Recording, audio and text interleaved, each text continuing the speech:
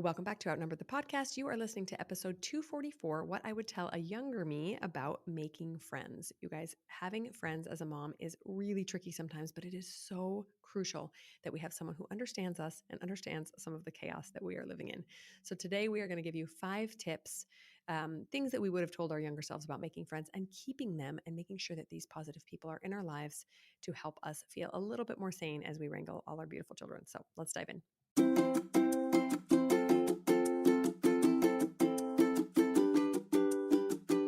Hello, and welcome to Outnumbered the podcast. I'm Audrey. And I'm Bonnie. We are experienced moms to a combined total of 19 children. In our weekly episodes, we explore relatable topics using our perspectives of humor and chaos. Tune in for advice and encouragement to gain more joy in your parenting journey.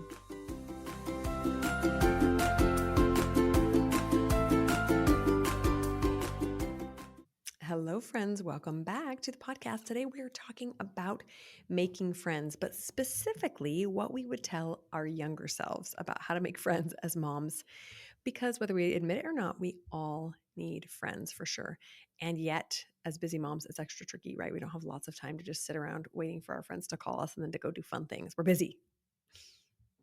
Yes, and I want to do a timeout here and say thank you to everybody who's listening to this podcast, who has contacted us, who has become our friends through the process of this. I did not know that there would be so many of you that would be such sweet friends to us. And so thank you guys for becoming our friends.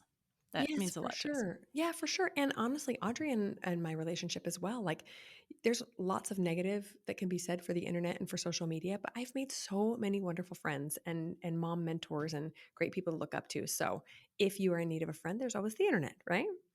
I did want to share something funny though about about friends. A while ago, I was talking to a friend about her baby or something, and I was doing the baby talk thing to the baby, right? Like, oh, who's a big baby? Are you so cute? Whatever. And it just hit me like, what if that's how we introduce ourselves to people? Was how we introduce ourselves to babies? Like, hi, aren't you the cutest little thing? My name is Bonnie. Do you want to be friends? Oh, look at you. That's an adorable smile. Don't you have a little dimple? I love it. I love it. I think that would be how not to make friends, buddy. Yeah. But it's just so funny. Like you just shift it to a baby and that's Yeah. totally socially appropriate. Oh, yeah. So here's your first tip on making friends. Don't talk to them like you would a toddler. Don't. I don't know Yeah. if that's normally something someone might do, but if you're tempted, don't do it. How funny is that? Man, All we're right. idiots when we talk to kids, but it's so cute. They're so cute. We can't help it. I know. I know. So we did do an episode about the importance of making friends back in episode 112. And that is a great companion episode to this one. I went back and looked at this one before we started recording, and we had shared so many nice things. So go listen to that one too. Yes, we just love talking about things from this perspective. We have this whole series of what I would tell a younger me, because we really do think that as we age, we get more wisdom, right? I'm sure all of you listening think that's true too, whether you're 25 or 55, you look back at your younger self and you just think, oh, you sweet thing, you didn't know anything, right? And so sometimes it can not only help others to hear this, but also help us foster more compassion for our current selves, because there will come a time when I will look back at me today and think, oh, that young thing, she didn't know anything. And so this is going to be a fun activity for anyone listening too, is if you're struggling with compassion for yourself these days and you're constantly berating yourself for your mistakes, try looking back at yourself from your future self. This is a fun activity, just to realize you're doing the best you can today. So we also did the best we could to make friends back in our 20s and 30s. And today we're going to talk a little bit about what we would tell those younger selves. Yes, I remember feeling so much awkwardness about making friends and then beating myself up for feeling awkward. And like, who would want to be friends with an awkward person? Just try to be natural about it. Yeah. And the more you try to be natural, the more I know. awkward you are. I know. I know.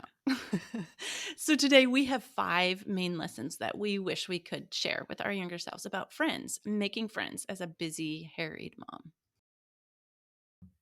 Yes. So the number one lesson is, before worrying about making new friends, are there maybe any old friendships that you could rekindle?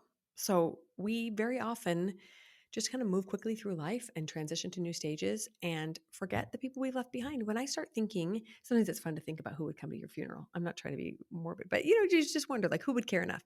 And you start Yeah. thinking about all the relationships you've had and all the different phases of life. And it's a wonderful thing to think about. So many wonderful people that have come and touched our lives.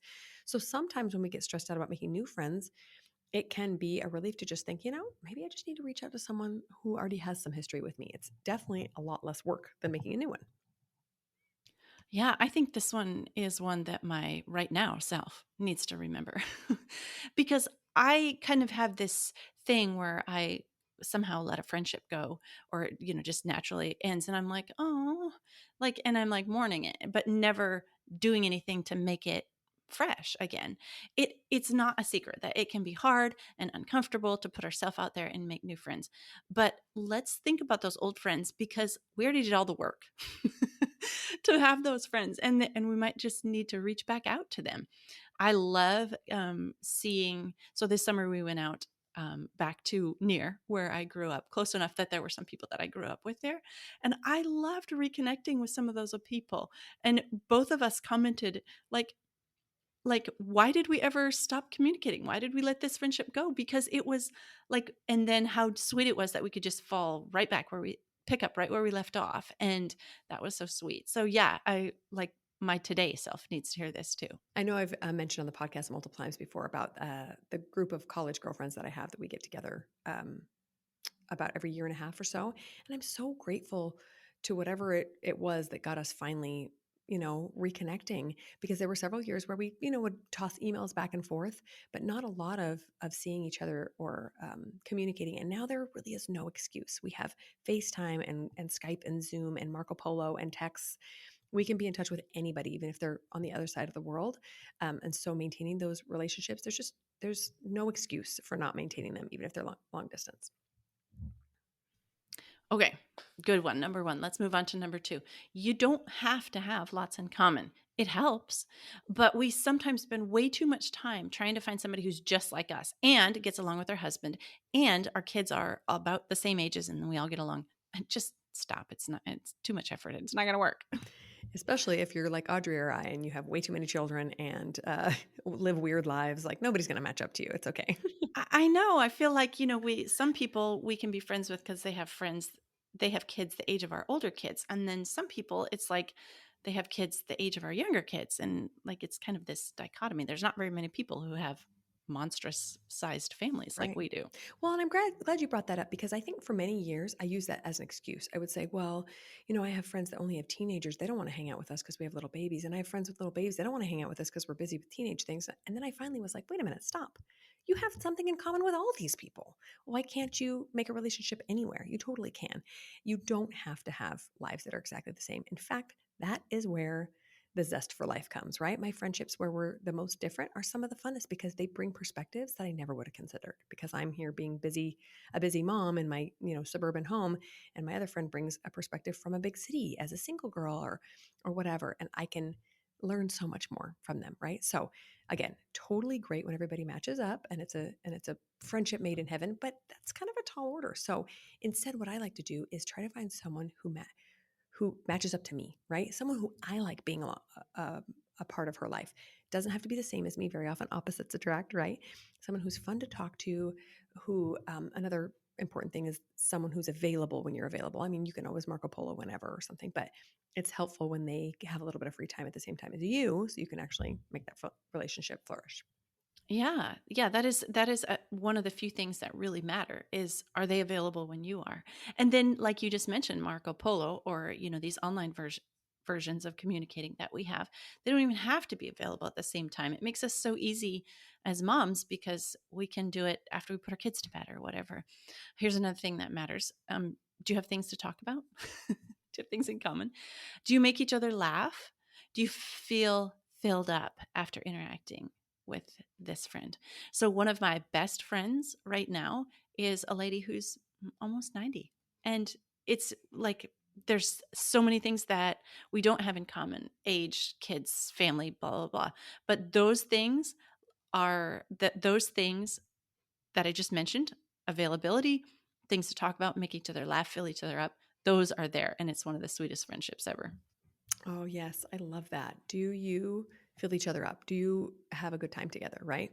I have a sister in law who we actually joke about this a lot because I love her and we have so much fun when we hang out, but we have like almost nothing in common besides being married to the same family.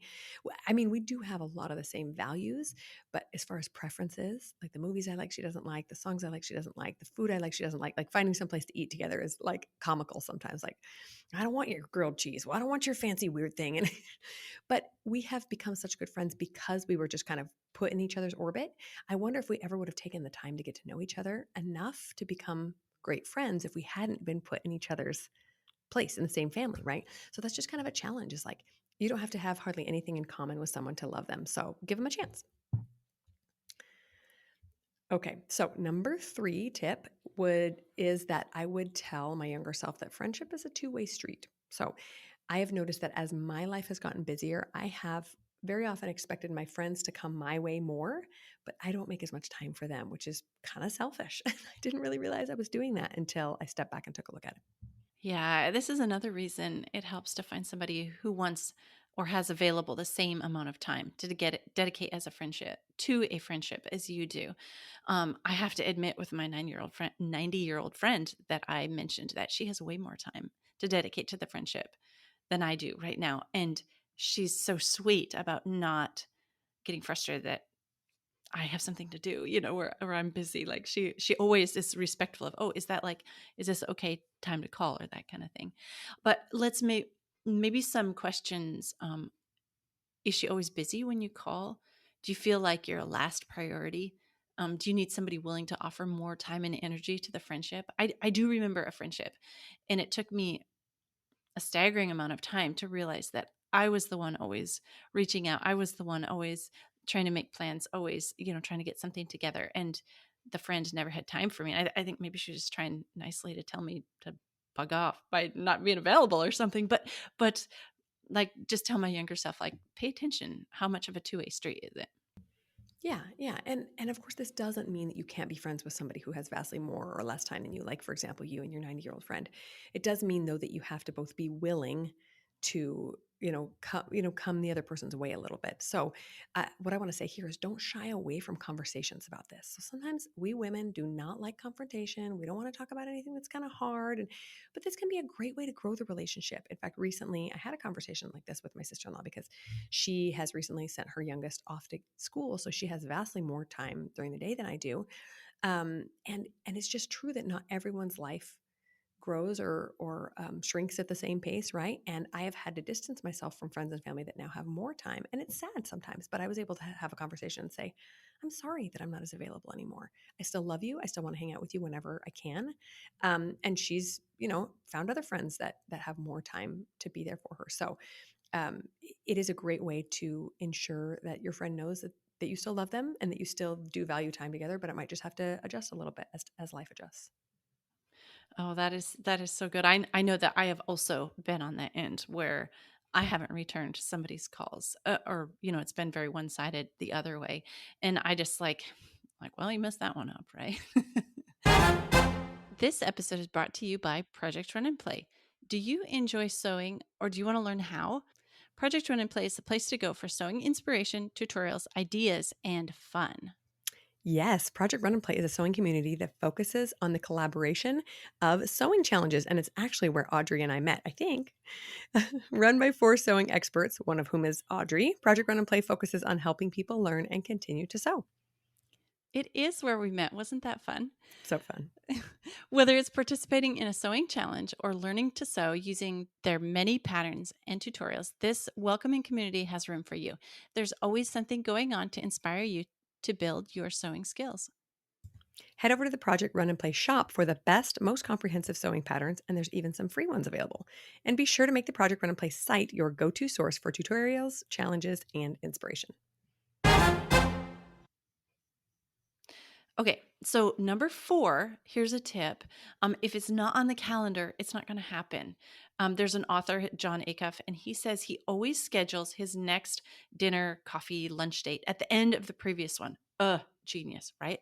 Otherwise, you always say, we should get together and never do. We're in currently in the midst of our annual religious convention, and I always feel kind of bad going into it because I know there's people there who I will see, and last year we both said, "Oh, let's get together this year," and it hasn't happened. And like, okay, well, let's just make a an appointment. Let's make a plan before we even leave. Yes, and if you're the person to do this, people would be so grateful for it, right? And they just don't have it in them to do it. The other thing it will do is if you push for getting a date on the calendar, it will weed out the people that don't really want to do it. 'Cause it's very easy to say, we should get together. But when it comes to nailing down a date, maybe they're not as interested. And that's okay too. If they hem and haw and can't find a date, okay. You don't have to hold on to the guilt of not getting together with them because it sounds like they were just kind of, doing lip service. But the ones that really do will pull out their calendar and pick a time with you. But yeah, when I heard John Acuff say that, like before they even leave the date, they plan the next one, I thought, mind blown, brilliant. I have a friend who is the best example of this.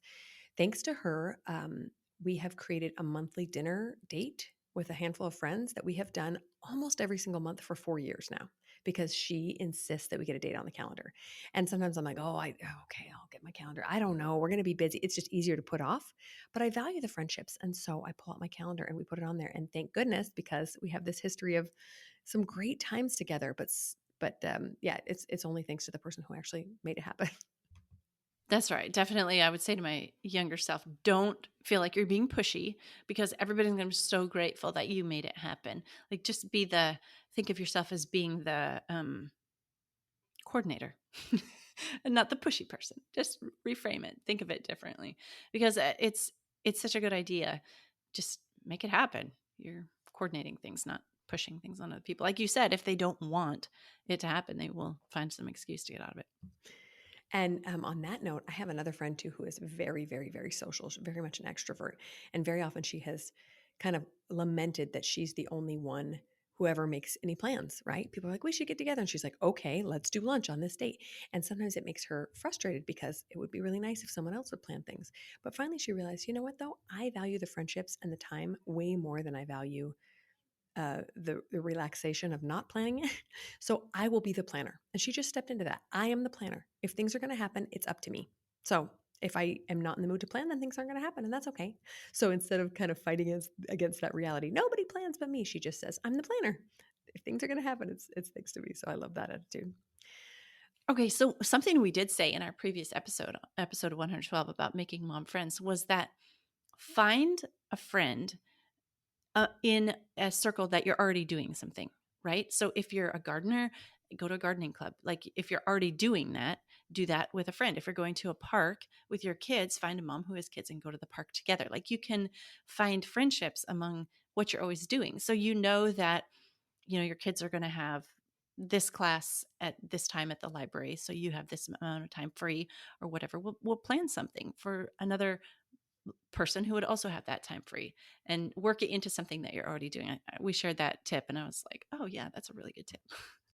Yeah, and especially for those of us that do have less free time than maybe some people, it makes you not feel, I don't know, sometimes I feel guilty taking too much social time during the week because there's always something to be done. I should be prepping dinner. I should be, putting a kid down. I should be working on my business, whatever. But if it's something I have to do anyway, going to the grocery store, you could go grocery shopping with your best friend.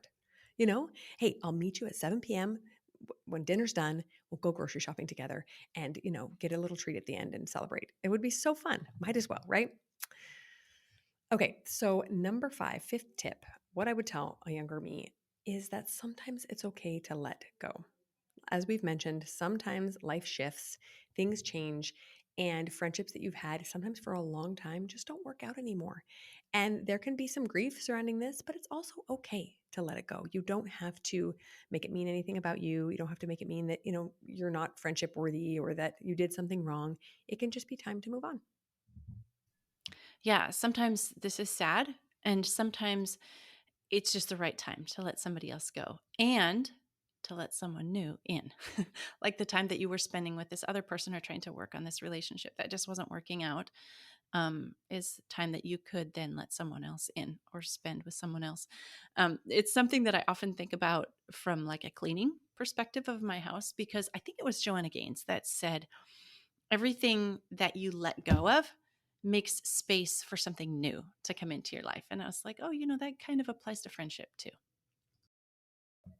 Yes, and you can arrive at this point thanks to a conversation. Maybe you have a conversation with a friend and you guys kind of decide to go your separate ways or just not see each other as often. Or you could just be the mature adult that decides it's time to move on, right? It's not always necessary to tell the other person is what I'm saying. Unless they keep asking to hang out and you could just say, just don't have a ton of time or maybe we can just keep in touch via text or something. But for the most part, it's easy to just kind of shift into a new phase and you don't always have to have a hard conversation about it. Okay, here's maybe a few signs that it's time to let the friendship go. If you are dreading getting together with them, if your conversation always devolves into whining or gossiping and you don't feel better after hanging out with them, that like those icky feelings, like who wants to spend time having those icky feelings, right? It's if it's something that you don't have to do, or you feel like judged or condemned or degraded or something by a friend, that is definitely some friendships that you can let go for sure.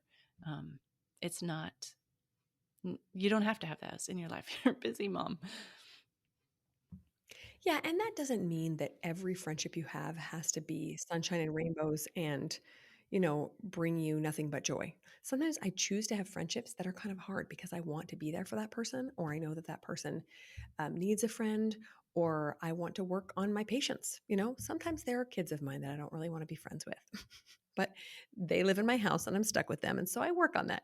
Obviously, I'm joking, but there are some people that I want to be there for because they're a neighbor or they're a someone that I know is struggling.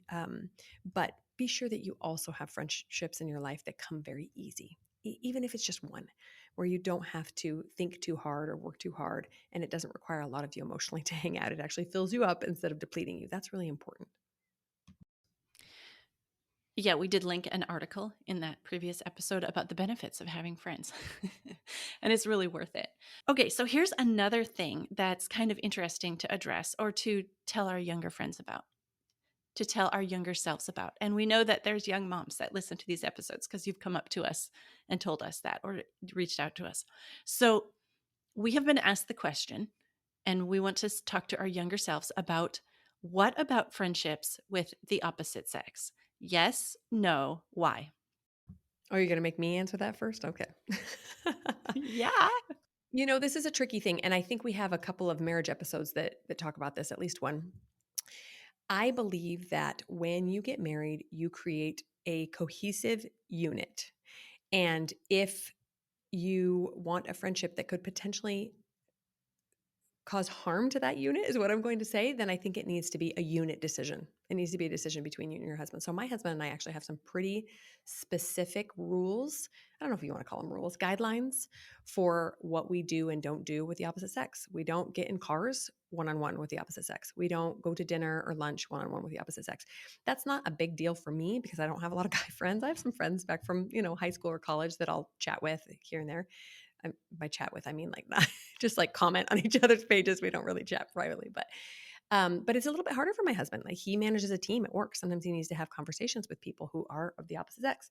A work conversation in a work environment is one thing, but going out to dinner is another thing. So I really don't know that there's a hard and fast rule for this, but it does have to be something that you're really conscious of and that you probably make a decision with your husband in regards to so that everyone feels comfortable about that. I don't know. Is that a good answer, Audrey?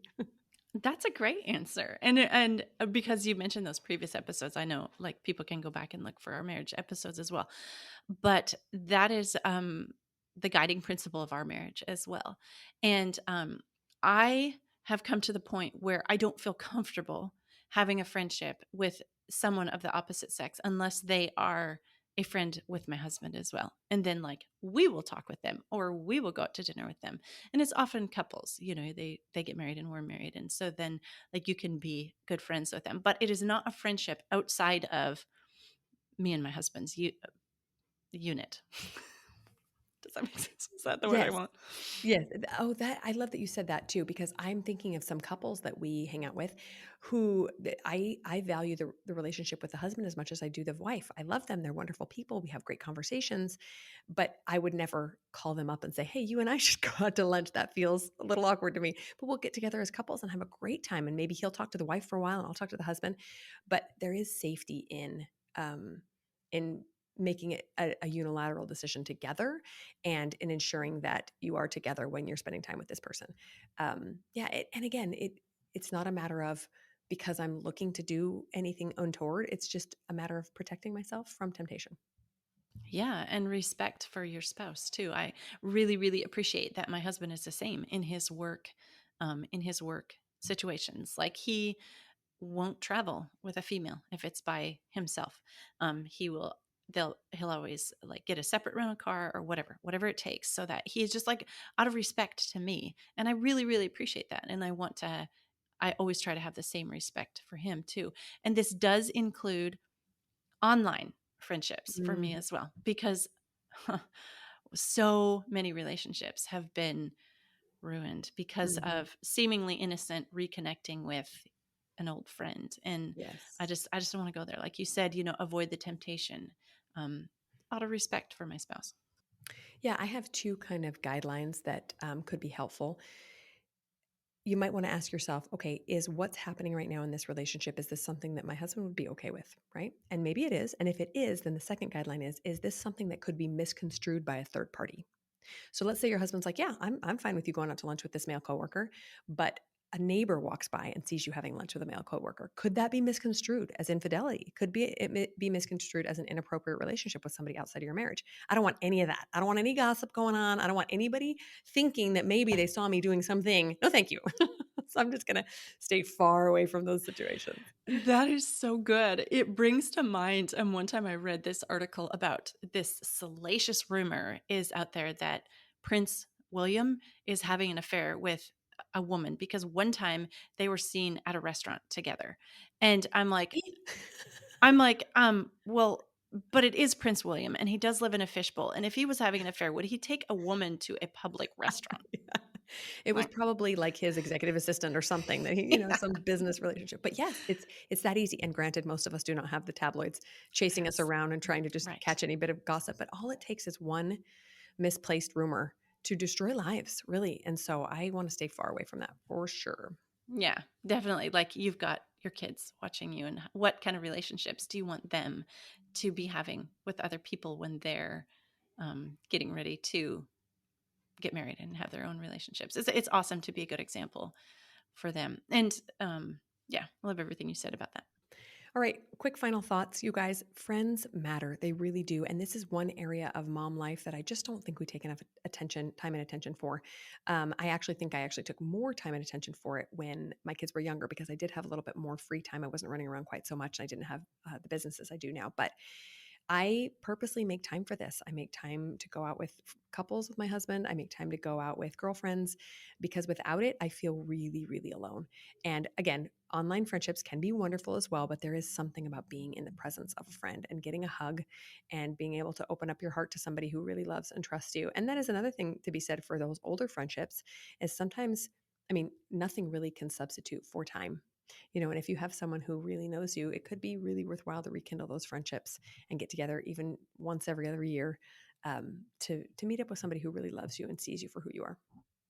Yes, I agree with that. I have started looking at maintaining friendships as part of my self care, because as you guys have listened to this podcast, Bonnie and I are very dedicated and insistent that you guys take time for self care. And it is part of self care to have a friend that you can have friend and friends that you can um, interact with in a way that makes you feel cared for. And that is so important. So I do see it as part of my self care routine, connecting with friends. And then it doesn't seem so selfish that way, that you're taking time away from your kids and your sweet family.